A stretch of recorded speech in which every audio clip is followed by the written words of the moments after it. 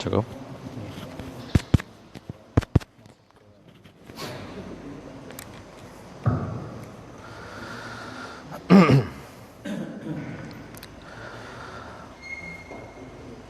Assalamualaikum warahmatullahi wabarakatuh.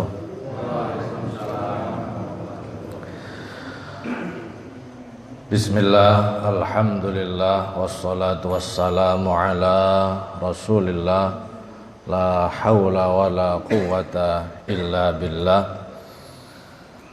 Rabbi shrah li sadri wa yassir li amri wahlul 'uqdatam min lisani yafqahu qawli, amma ba'd.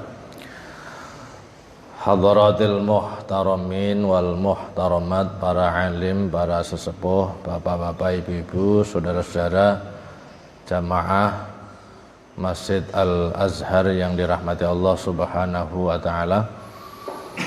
Alhamdulillah wa syukrulillah atas izin Allah Subhanahu wa ta'ala, pagi hari ini kita bisa bersilaturahmi untuk bersama-sama meningkatkan iman dan takwa kita kepada Allah Subhanahu wa ta'ala melalui usaha meningkatkan pemahaman dan penghayatan terhadap ajaran-ajaran agama kita, khususnya salah satu pilar keagamaan kita yang sering disebut dengan tasawuf, atau lebih umum ya soal akhlak begitu ya.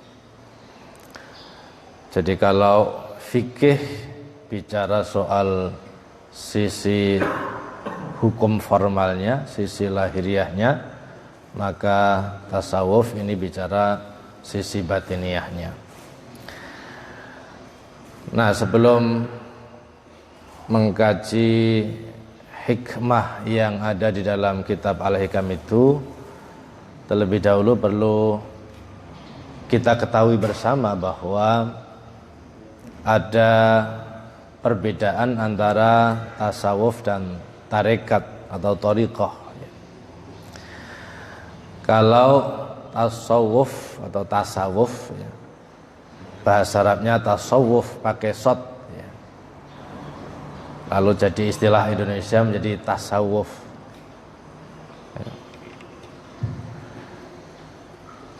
Ini lebih umum, bisa kita kaji tanpa ada syarat-syarat khusus, meskipun tentu saja dibutuhkan tingkat kesadaran keagamaan yang sedikit lebih tinggi, karena kalau kita menggunakan bahasa psikologi, tasawuf ini ya memasuki jenjang keagamaan yang lebih dewasa. Nah, berbeda dengan tarekat atau thariqah yang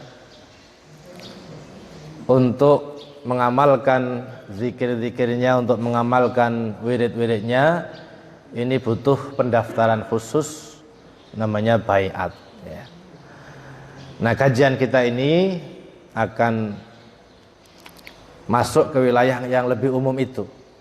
Nah, soal tata cara zikir yang lebih khusus yang ada di dalam thariqah itu silahkan masing-masing. Nah, kenapa saya matur begitu? Supaya kita lebih proporsional. Tidak semua orang bisa memasuki thariqah, atau tidak semua orang mampu mengikuti tata cara peningkatan kualitas keberagamaan melalui teknik-teknik yang ada di dalam thariqah, karena lebih ketat itu ya. Mungkin kita gunakan bahasa sederhananya, kalau thariqah itu ibarat sekolah batiniyah ya, sekolah untuk menata hati dan rohani kita. Nah, karena sekolah tentu tata caranya lebih formal, lebih detail ya. Nah, kalau tasawuf itu lebih terbuka, mungkin semacam kursus atau kajian-kajian terbuka. Nah, Bapak Ibu sekalian, jadi tidak perlu khawatir kalau kemudian bicara soal tasawuf kita merasa sangat berat. Ya, kalau merasa berat ya diselehke aja gitu kan. Supaya tidak merasa berat kan gak usah dijinjing. Atau bahkan lebih ekstrim lagi, ini kalau bicara tasawuf, wah nanti bisa stres atau bahkan bisa aneh. Tidak harus begitu. Ini kita cari hikmah yang ya tidak terlalu berat, tidak terlalu spesifik ditujukan kepada orang-orang yang sedang melakukan suluk perjalanan spiritual di bawah bimbingan seorang guru yang namanya mursyid atau masuk di dalam sekolah thariqah itu. Jadi ringan-ringan saja.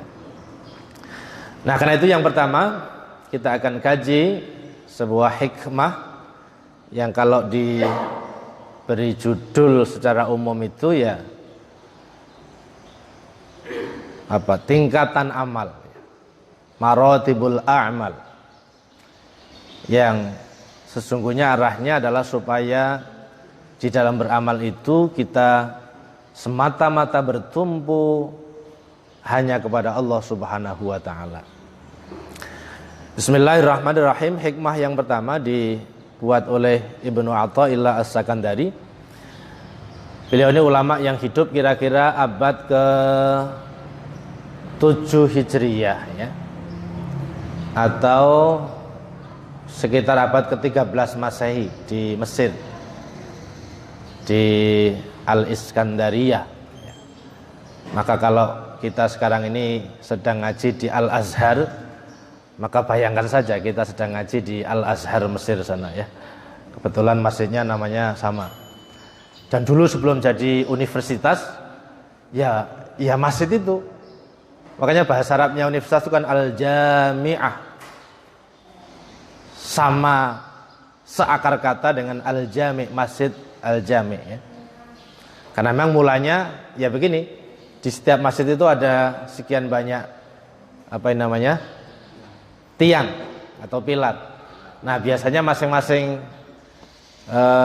muallim atau mudarris itu akan duduk bersandar di tiang itu lalu menyampaikan kajian. Nah, pesertanya akan duduk setengah lingkaran atau bahkan melingkar penuh. Maka kajian keagamaan saat itu disebut dengan halaqah. Halaqah. Kalau sekarang memang relatif melingkar supaya dapat sendean, Pak ya. Nanti di tiang ini misalnya ilmu fikih, dia tiang ini ilmu tauhid, di tiang itu ilmu apalagi hadis, tafsir dan seterusnya. Jadi banyak tiang, banyak tokoh, orang bisa milih mau ngaji apa. Bismillahirrahmanirrahim.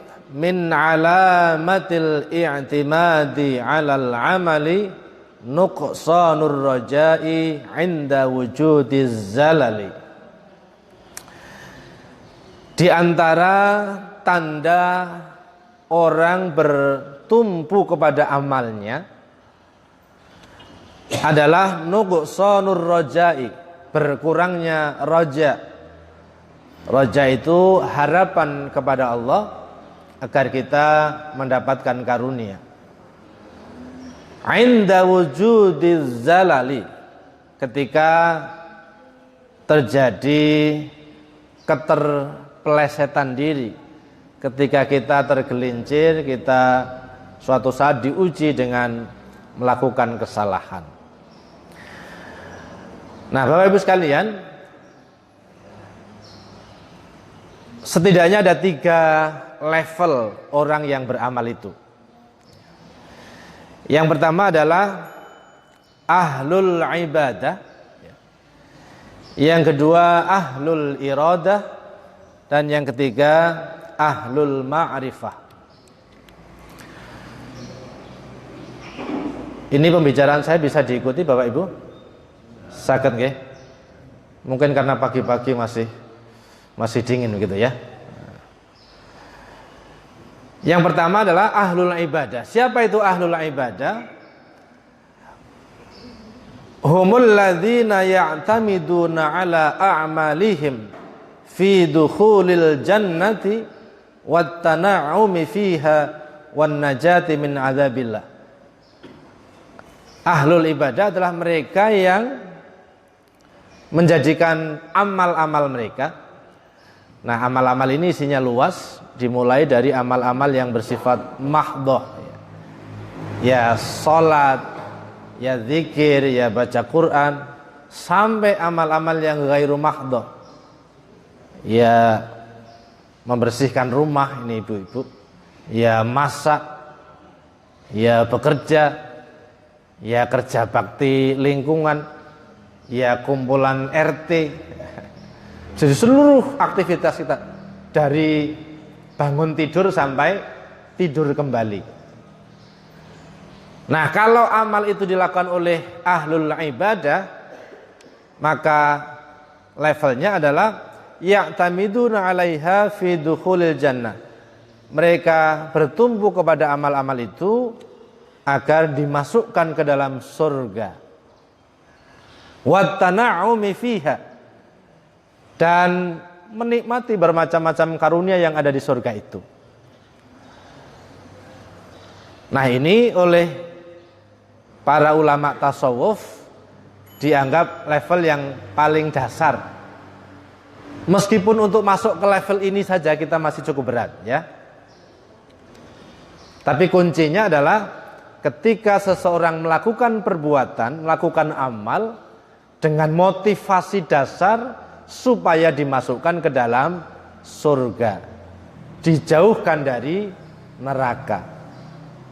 Nah, kira-kira doa kita selama ini kan begitu, ya. Ya.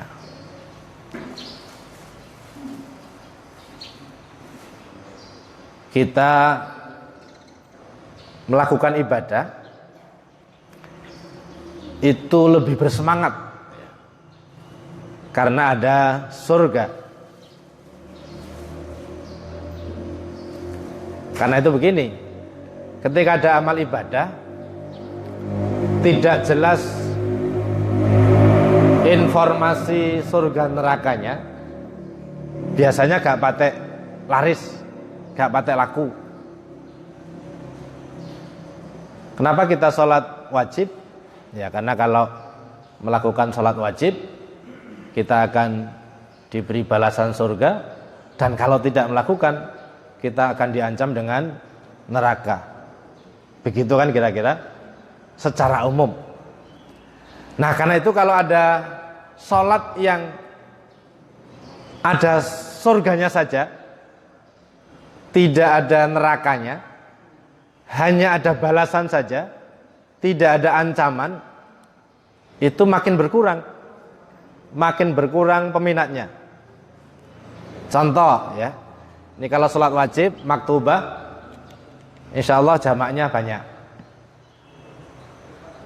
dan kita patut mengapresiasi untuk Masjid Al-Azhar ini. Subuh saja banyak kok, ya, apalagi maghrib. Tapi kalau qiyamul lail, salat malam, tahajud, wa minal laili fatahajjad bihi nafilatan lak. Kalau tahajud kira-kira banyak atau sedikit pesertanya? Yang tadi rawuh ke masjid kira-kira jam 3:30 atau jam 3, banyak atau sedikit? Banyak, ya, tapi banyak yang tidak kelihatan. Yang rawuh makhluk-makhluk yang tidak kelihatan. Yang kelihatan mungkin tidak banyak. Nah, kenapa? Di situ hanya ada surga, tidak ada neraka. Kan tidak ada para ustadz, siapa yang tidak qiyamul lail, neraka kan tidak ada. Padahal sudah ada surganya loh, ya.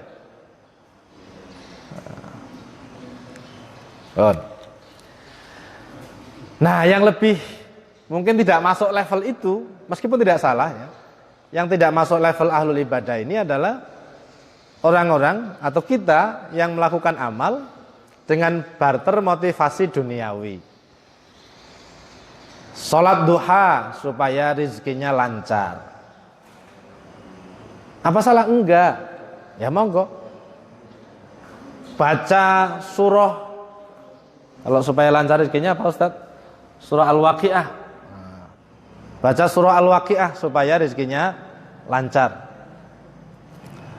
Nah, untung kita tidak begitu menghayati maknanya ya. Kalau menghayati makna surah Al-Waqiah, isinya kan soal Al-Waqiah kiamat ya. Dan seterusnya. Jadi ada motivasi duniawi, ini lebih bawah lagi. Kalau sudah masuk ke level ahlul ibadah, ya motivasi surga dan neraka. Nah, ini kalau kita gunakan bahasa sehari-hari, ya keberagamaan yang tingkatnya masih anak-anak. Kalau kita masih di level ini, masih anak-anak. Sama dengan kalau kita minta nyuruh anak kita belajar, Dek, belajar. Nanti kalau dapat ranking 1 tak belikan sepeda. Wah, anak kita yang kecil itu rajin belajar. Tapi niatnya apa? Supaya dapat sepeda. Ya enggak apa-apa karena levelnya baru di situ. Agak sulit kita beri penjelasan, Dek, belajar yang rajin supaya nanti sukses, supaya nanti berguna di tengah masyarakat, urungnya Anda. Otak anak kita belum nyampe. Harus kita kasih motivasi yang cocok dengan pikiran anak-anak itu. Ini ahlul ibadah. Nah, yang kedua, level berikutnya yang disebut dengan ahlul iradah. Jadi orang-orang yang beramal, amalnya sama, ini bedanya hanya pada sisi motivasi batiniahnya, niatnya saja. Allati ya'tamiduna 'alaiha fil wusuli ila Allah Ta'ala. Kalau tadi kita sholat, kita zikir, kita baca Quran, kita melakukan amal-amal yang lain supaya kita masuk surga, ini sudah tidak lagi berpikir soal masuk surga, tapi supaya lebih dekat dengan Allah Subhanahu wa Ta'ala, al-wusul, sampai kepada makom nyambung atau dekat dengan Allah Subhanahu wa Ta'ala. Wa kashfil astari 'anil qulubi, dan menyingkap tirai atau hijab yang ada di hati kita terkait dengan aspek-aspek lahiriah yang ada di sekitar kita. Ya, menyingkap atau masuk ke pemahaman yang lebih metafisik, bukan hanya sekedar fisiknya saja. Ya. Jadi masuk ke yang lebih batin. Wa husulil ahwali al-qa'imati biha, juga untuk mendapatkan ahwal. Ahwal itu kondisi batiniah. Kondisi batiniah yang dikaruniakan oleh Allah, antara lain ketika seseorang ini secara istiqomah melakukan ibadah-ibadah tertentu. Kita bangun malam, sehari, 2 hari, 3 hari, seminggu, 2 minggu bisa istiqomah. Lama-lama muncul rasa tenang, rasa bahagia. Mungkin awalnya orang bangun malam niatnya supaya ya tadi masuk surga atau matur kepada Allah soal urusan-urusan dunianya. Ya Allah, lancarkan pekerjaan hamba. Ya Allah, sakinahkan keluarga hamba. Ya Allah, bimbing anak-anak hamba bisa sekolah dengan lancar, dan seterusnya. Ya Allah, sehatkan kami. Ya Allah, harmoniskan lingkungan kami. Mulanya niatnya dan doa-doanya masih seperti itu. Tapi lama-lama Allah memberikan mencicipkan level keagamaan yang lebih tinggi. Sudah mulai merasakan nikmat saat bangun malam. Sudah mulai merasakan ekstasi, fly kalau orang ya. Jadi ada kebahagiaan, ada kenikmatan yang susah diungkapkan dengan kata-kata. Ya. Karena hanya orang yang dikaruniai bisa merasakan, yang ngerti. Diceritakno niku nek durung tau ngrasake angel. Karena itu berkaitan dengan rasa. Orang belum pernah ngopi, kata Ustadz itu, ya. Atau orang belum pernah merasakan maniak kopi. Orang yang ahli kopi itu bisa membedakan betul. Ini kopi Temanggung, apa kopi Lampung, apa kopi yang harganya berapa dia tahu. Apa yang secangkir 10.000 atau yang secangkir 100.000 dia tahu. Tapi kalau yang nggak punya selera kopi, nggak punya apresiasi kopi, ya kayak gitu. Di kandhane kaya apa lho ki enake apa lho kopi iki? Wah enak piye to? Itu kopi. Yang sering saya gunakan contoh itu rokok itu. Orang rokok itu kalau belum merasakan nikmatnya rokok, itu ya aneh. Orang tembakau dibungkus kertas, dibakar, lalu disedot, ya kan? Asap, dia makan asap. Lah kalau disebut makan nyatanya kok ya dikeluarkan lagi. Ora dilek gitu ya. Nah, tapi apa sekedar soal asap? Ternyata tidak. Nek kalau soal asap, nah kita nyapu-nyapu bersih-bersih di depan rumah, ngumpul ke daun-daun kering, dibakar, wah asapnya malah tebal itu. Kan ya tidak bisa kita kemudian ngerokok dengan asap. Nah, lihat orang yang pertama lagi coba-coba, maka hati-hati yang namanya coba-coba. Lagi coba-coba, bukan sehari, pertama kali nyentuh dan menghisap rokok, pasti responnya batuk-batuk. Ya kan? Batuk-batuk. Lalu nyoba lagi. Apalagi dibombongi teman-temannya, wah nggak keren itu. Nggak remaja zaman now kalau nggak bisa ngerokok. Bayangkan tuh. Anak-anak kita mungkin SD, SMP udah mulai pegang rokok ya.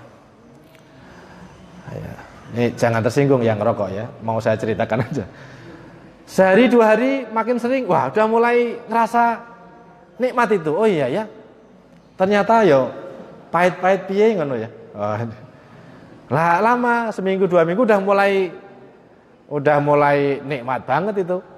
Dan udah mulai ketagihan. Nah, kalau udah mulai nagih itu berhenti rokok, wah. Yang malah kecut. Tadinya kalau ngerokok pahit, ini enggak ngerokok malah jadi pahit. Kenapa? Dia sudah merasakan nikmatnya rokok. Tapi dikandakno kepada orang yang enggak pernah ngerokok, ya aneh juga itu, tetap aneh.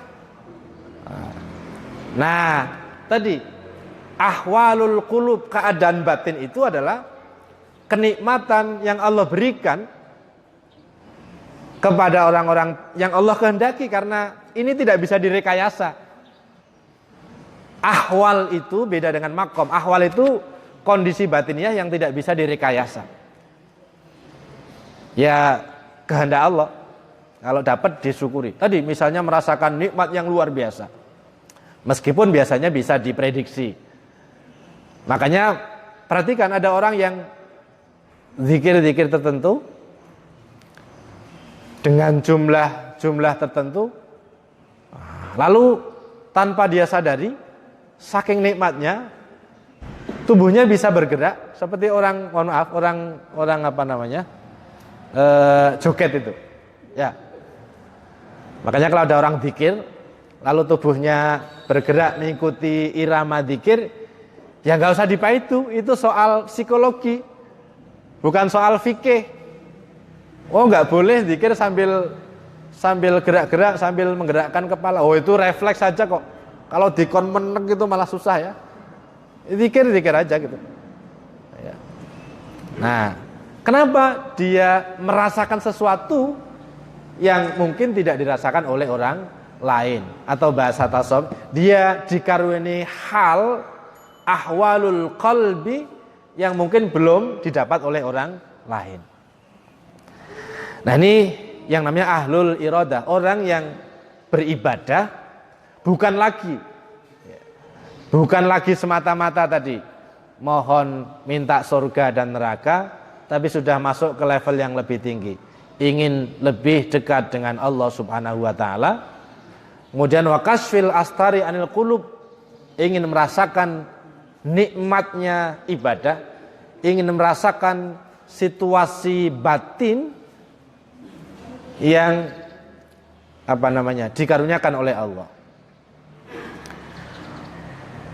Wal mukasyafati wal asror, bahkan kadang-kadang disibakkan oleh Allah, diberi informasi oleh Allah yang umumnya orang belum tahu. Orang Jawa menyebutnya weruh sadurunging winarah. Ya. Sebenarnya bukan weruh sadurunging winarah, dikerpei, dikandani karo Gusti Allah, didudoi. Nah, orang yang visioner, ya, orang yang bisa melihat apa yang terjadi di masa yang jauh atau bahkan di tempat yang jauh, yang umumnya orang tidak lihat. Dulu ada contoh ketika sahabat Umar ibnul Khattab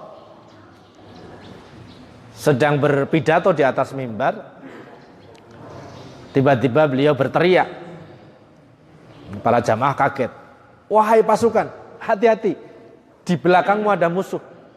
Wah, ini jamaah bingung itu, kenapa ini sahabat Umar? Nah, ternyata saat itu sahabat Umar sedang mukasyaf, dibukakan penglihatannya oleh Allah terkait dengan pasukan yang dia kirim yang jauh jaraknya, dan beliau bisa mengomandoi, memberikan informasi supaya berhati-hati.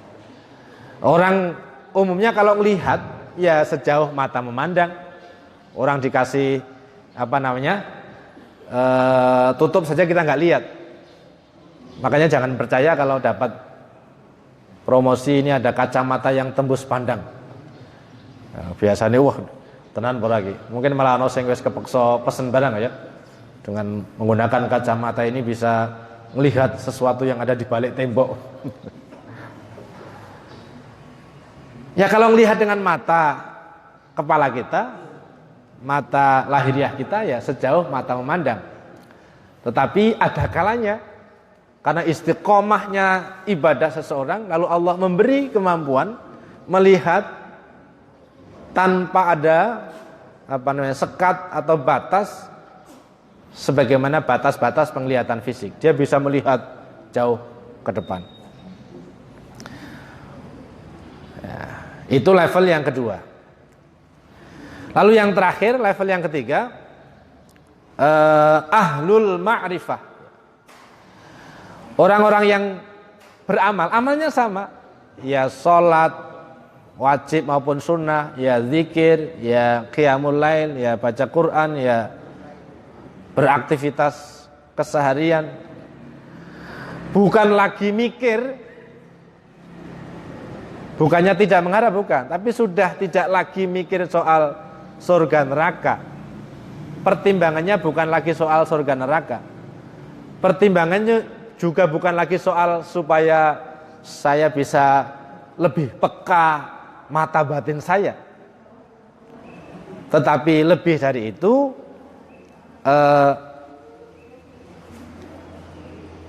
ketika beramal, melakukan sesuatu yang dia rasakan, yang dia sadari adalah dirinya sedang menjadi alat dari perbuatan Allah Subhanahu wa ta'ala. Nah, kalau menjadi alat Allah berbuat, berarti al-fa'il al-hakiki, pelaku yang sejati adalah Allah Subhanahu wa ta'ala. Kita hanya jadi jadi wayangnya aja, dalangnya Allah. Nah, apa bedanya 3 level itu? Mari kita lihat. Yang level 1 dan 2 tadi, itu kata ulama tasawuf, ya levelnya masih kurang bagus. Bahkan ada yang mengatakan itu masih mazmum, masih ada sisi celaan. Kenapa? Karena di situ masih ada poin apresiasi untuk diri kita, masih ada akunya. Loh, sampean ki luar biasa kok, Kang. Tak delok-deloki kok sing istiqomah jam 2:30, jam 3 ning masjid ki sampean. Liyane ra ono. Loh iya, saya mulai dengan tidur lebih awal. Kalau siang tidur. Nah kan saya mulai nyebut sayanya kan. Walaupun benar. Tapi bukan Allah yang diapresiasi. Meskipun ya alhamdulillah. Ya. Tapi apresiasi utamanya masih ada pada aku. Nah, isi ono aku nih. Tuh. Baik yang pertama maupun yang kedua tadi, yang ahlul iradah. Ya. Nah, kemudian kalau yang ketiga yang ahlul ma'rifah, nah sudah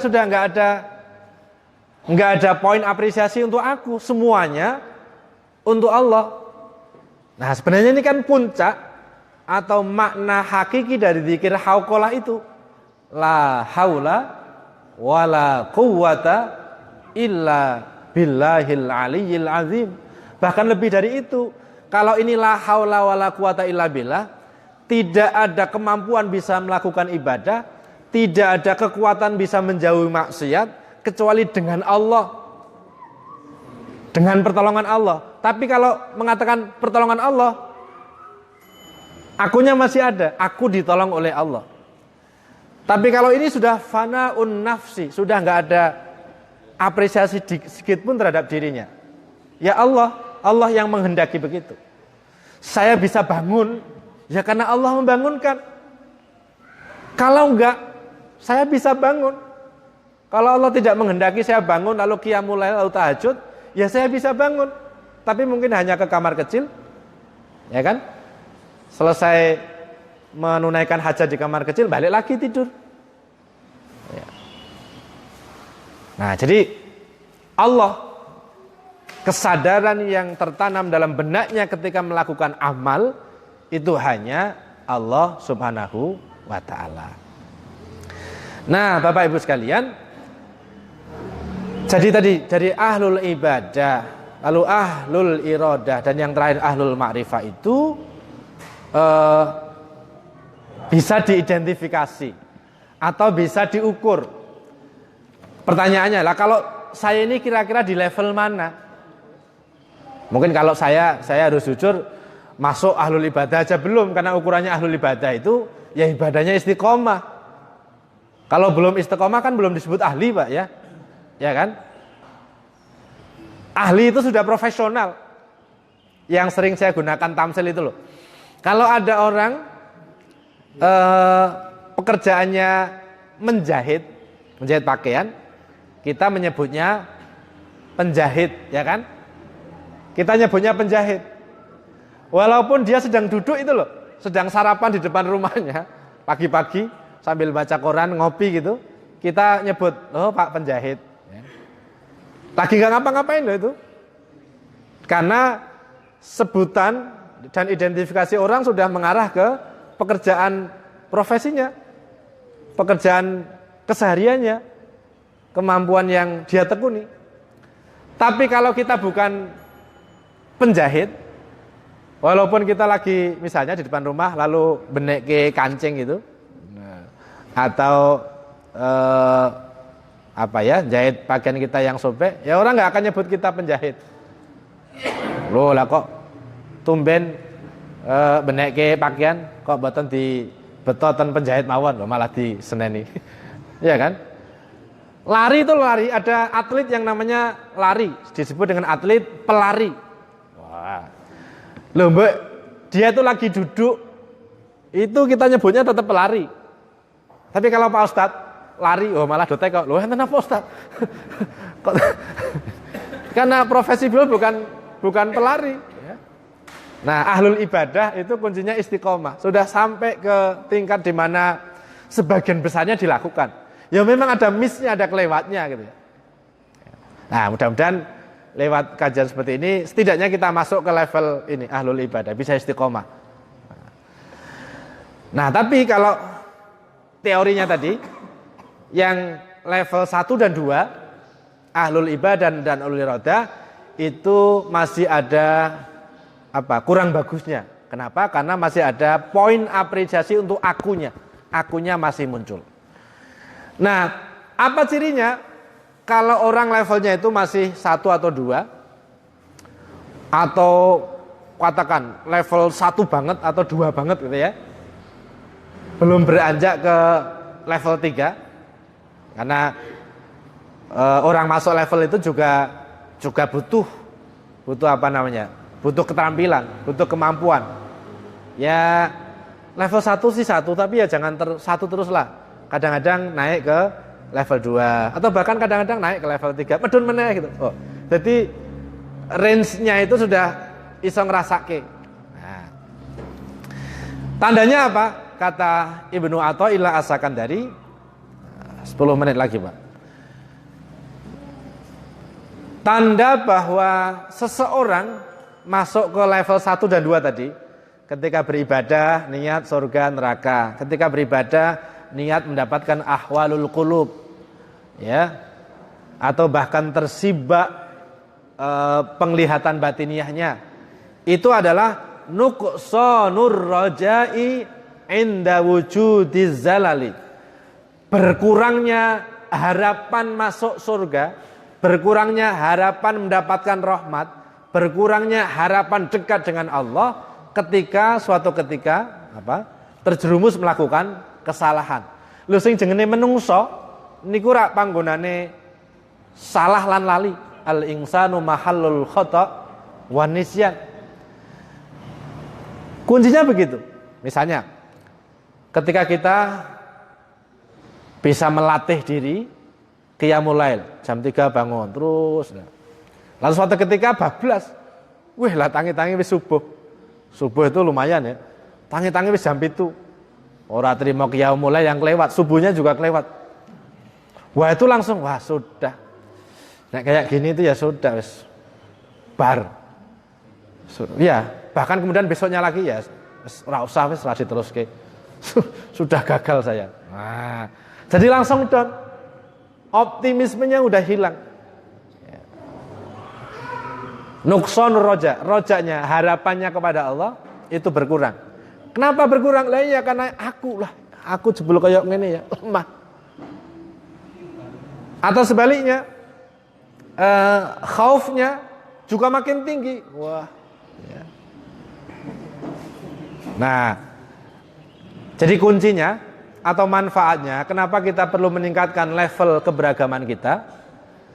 Bukan semata-mata nyari surga, bukan semata-mata mendapatkan rasa batiniah yang mendalam, tapi harus kita tingkatkan supaya tadi ketika kita suatu saat terjerumus kepada kesalahan, kita tidak lantas down, ngerasa gak pantes blas. Ya nek ngerasa gak pantes blas mendapatkan rahmatnya Allah masih mending. Ini terus pure. Pure itu apa ya? Mutung. Ora sida wis. Ya tiwas tak rekosoni ya ono ya ini qiyamul lail lho, jebule ya bablas juga gitu. Nah. Ya. Bukan hanya itu, atau ketika terjerumus melakukan kemaksiatan. Ya. Ini kemudian nuqsanur raja. Harapan optimismenya kepada Allah itu berkurang. Itu indikasinya. Jadi Ibnu Athaillah As-Sakandari mengajak kita supaya mari kita tingkatkan kesadaran keagamaan kita. Jaluk surga iya. Bukannya tidak boleh, tetap jaluk. Ya kan? Takut neraka iya. Tapi jangan hanya berhenti sampai di situ, karena memang Quran ya kan isinya jannah tadi kan. Jannah dan annar, ya. Surga dan neraka. Wasiqal ladzina taqaw rabbahum ilal jannati zumara. Ada surga dan neraka. Bahkan surga yang digunakan untuk memotivasi kita itu kan masih kenikmatan empiris, ya kan? Masuk surga nanti di sana ada bidadari. Wah, ini kan nanti nyinggung ibu-ibu kan ya? Loh, lah ini surganya emang untuk bapak-bapak apa gitu? Iya kan?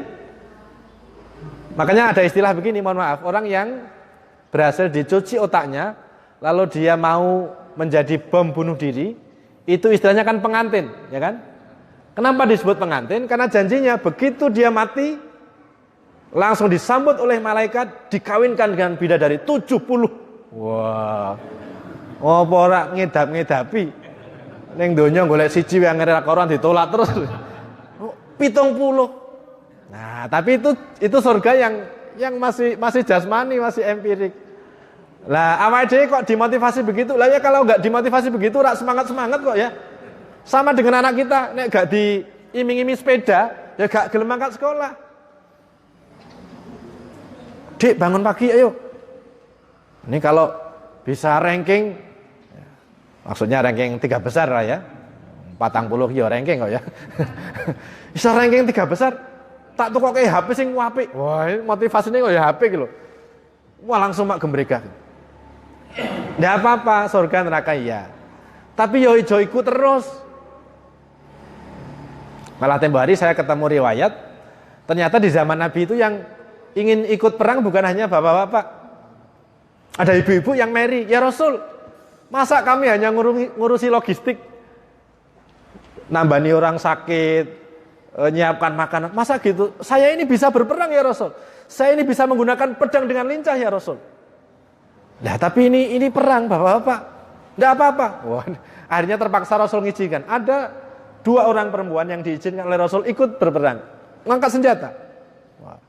Nah saya tanya sekarang, ini kalau ibu-ibu ini meninggal sebagai syahidah, masuk surga, masuk Arab dikawini karo bidadari, surga no LGBT no. Oh. Lah iya, ya ketemunya bidadara toh. Berapa Mbak? 70. Wah, saya kemeropok karo bapak-bapak gitu. Ya. Jadi ada kenikmatan surga yang mala enun ro'at, tapi sementara masih diberi bayangan begitu. Nah saya khawatir kalau surga itu sing diiming-imingke soal bidadari-bidadari, ini orang-orang yang mohon maaf di dunia sudah melalang buana dengan segala jenis artis itu. Wah, naik ngono wis enggak ada artinya gitu. Nah, ya harus ditingkatkan levelnya supaya tadi lebih istiqomah. Jadi tujuan hikmah ini bukannya untuk gak usah amal atau gak usah golek swarga atau gak usah takut neraka, bukan. Atau gak usah kalau menolak ketika diberi ahwal oleh Allah, bukan begitu. Tapi supaya tadi lebih yakin, lebih sadar bahwa memang puncak dari kualitas keberagaman itu adalah merasakan musyahadah bi annal fa'il al-haqiqi huwa Allah. Bahwa pelaku yang sejati hanya Allah. Kita bisa datang ke masjid begini ini ya karena digerakkan oleh Allah. Ya ngapresiasi, tapi sambungkan ke Allah. Ya alhamdulillah bisa bangun malam, alhamdulillah bisa datang ke masjid, ya karena dibimbing Allah. Atau karena kalau ketika dipuji oleh orang, jenengan iki kok semangat banget. Ya alhamdulillah, karena Allah membuat saya semangat. Mudah-mudahan bisa istiqomah ya. Nah begitu. Bukan berhenti sampai di level diri. Kalau diri namanya ru'yatun nafas. Ini nanti bahaya. Bahayanya itu mudah down. Ketika suatu saat diberi ujian oleh Allah berbuat buruk, habis. Dan sebaliknya bukan hanya itu. Bapak Ibu, kita ini sehari-hari ditontoni dengan tontonan yang mohon maaf, ada orang yang ketangkap tangan, ya kan? Ketangkap tangan, itu maksudnya dicekel tangannya gitu ya? Ketangkap tangan oleh KPK misalnya, atau ada tindakan-tindakan buruk lainnya. Nah, kita ngelihatnya iya salah, harus kita sayangkan dan sebagainya gitu ya. Tapi jangan sampai kebencian dan hujatan kita itu lalu membuat kita lewat dari unsur tadi, unsur azal lah. Ada kalanya orang terpeleset, ya siapa tahu setelah terpeleset begitu lalu dia bisa menjadi jauh lebih baik dibanding kita yang nonton gitu. Jadi ketika melihat orang diuji dengan keburukan, ya sedang diuji oleh Allah, mudah-mudahan kuat dan mudah-mudahan ujian yang sama tidak mengenai kita. Itu lebih enak daripada ngumpat-ngumpat atau seakan-akan yang namanya salah itu selalu ada di sana, selalu ada pada orang lain. Itu berbahaya. Jadi saya ulangi, hikmah yang pertama min alamatil i'timadi 'alal amal nuqsanur raja'i 'inda wujudiz zalal. Di antara tanda seseorang bertumpu kepada amalnya, jaga kepada amalnya, itu adalah berkurangnya roja ketika dia terjerumus melakukan kesalahan. Nah, karena itu supaya kita lebih bisa istiqomah, lebih bersemangat dalam segala situasi, kita sambungkan, kita tingkatkan level kesadaran kita, bukan lagi minta surga tok, bukan lagi takut neraka tok. Antara ka dan tok harus disambung ya. Harus dibedakan. Atau hanya tadi mengharapkan ahwalul qulub, keadaan batin yang nikmat, bahagia, atau bahkan kadang-kadang bisa disibakkan oleh Allah penglihatan yang orang pada umumnya tidak melihat. Bukan berhenti sampai di situ tok, tapi harus mulai masuk, meningkat ke level yang lebih tinggi lagi, yaitu semata-mata karena Allah Subhanahu wa ta'ala. La haula wa la quwwata illa billahil aliyyil azim. Bukan hanya wa adkhilnal jannata, tapi sudah masuk ke level hauqalah ini. Nah, yang terakhir, kalau kita tidak bisa menyadari ada tanda-tanda begitu, bagi saya podo wae kok. Bahkan kita tidak bisa mengidentifikasi saya itu di level mana. Nah, kata ulama, faman lam yajid hadhil alamah fihi falyujahid nafsahu. Maka hendaklah kita meningkatkan mujahadah kita, meningkatkan usaha kita, lebih istiqomah lagi, ya. Birriyadhati, dengan berbagai macam riyadhah. Riyadhah itu jangan dibayangkan yang sulit-sulit Bapak Ibu sekalian. Loh, ibadah-ibadah wajib, ibadah-ibadah sunnah yang diinformasikan oleh syariah, oleh kitab-kitab fikih itu, kalau kita lakukan dengan istiqomah, ya sudah jadi riyadhah kita. Tidak harus, kalau misalnya kita tidak mampu untuk ketemu dengan mursyid, tidak harus nyari zikirmu iku apa toh? Orang zikir awam, zikir yang dijual bebas, yang generik, obat yang tidak harus pakai resep itu banyak. Yaitu kalau sholat, misalnya berjamaah, lalu lebih tepat waktu, tidak hanya jamaah tapi bisa qobliyah, ba'diyah, syukur di masjid. Selesai sholat bukan hanya sholat tapi ditambah zikir-zikir. Kalau mau cari zikir itu ada kitab Al-Adhkar An-Nawawiyah. Wah, banyak sekali karya Imam An-Nawawi, zikir-zikir yang maksurah. Zikir-zikir yang redaksinya dari Nabi Muhammad SAW dibaca. Itu yang resep umum, yang generik. Kayak kita minum vitamin itu, beli obat-obat yang generik. Nah, kalau sudah tahu generik begitu, memang kalau zikir ada rumusnya. Nanti di lain waktu kita sampaikan. Jadi mari kita tingkatkan istiqomah kita. Kalau sudah istiqomah, mulai ada rasa. Kalau sudah mulai ada rasa, ada ketagihan. Kalau mulai ada ketagihan, ya sulit meninggalkan. Kalau sulit meninggalkan, ya sudah mulai nanti akan dibimbing sendiri oleh Allah. Karena bacaan-bacaan itu sesungguhnya adalah mendampingi kita, meningkatkan level keberagamaan kita. Begitu kurang lebihnya, mohon maaf. Seperti yang disampaikan, ada sekitar 10 menit yang bisa kita gunakan untuk tanya jawab. Monggo.